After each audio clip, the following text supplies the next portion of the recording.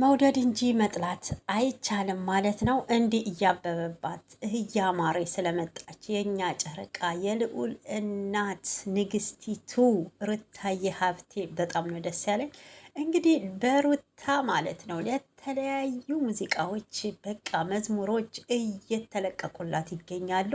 እንዴት መታደል ነው! እንደዚህ አይነት ትልቅ ሀብት ትልቅ አይንክን በአይንክ ያሳየችክን ሩታዬ ማጣትክ እውነት አብርሽ፣ እውነቴን ነው ከሞቱት በታች ከኖሩት በላይ ነክ ማለት ነው። እና በጣም ነው የምታሳዝነው።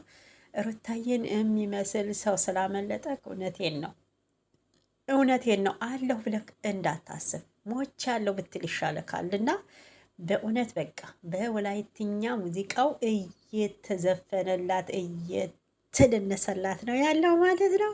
እውነቴን ነው። ይሄን ሰሞን ደግሞ እየለበሰች የምትመጣው ልብስ አንየክ እንዲህ ነን እኛ ሴቶች እኮ እንዲህ ነን። አንድ የተቆረጥን እኮ እንዲቆራጥ ጀግኖች ነን። እውነቴን ነው ጀግኖች።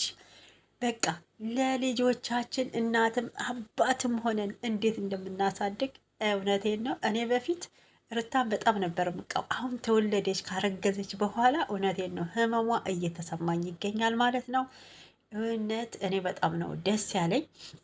እስኪ ምን ይታያችኋል? ሁሉም ነገሯ ላይ በቃ ውበቷ ጭራሽ እየደፋባት እያማረባት እንዳበባን የመጣችው።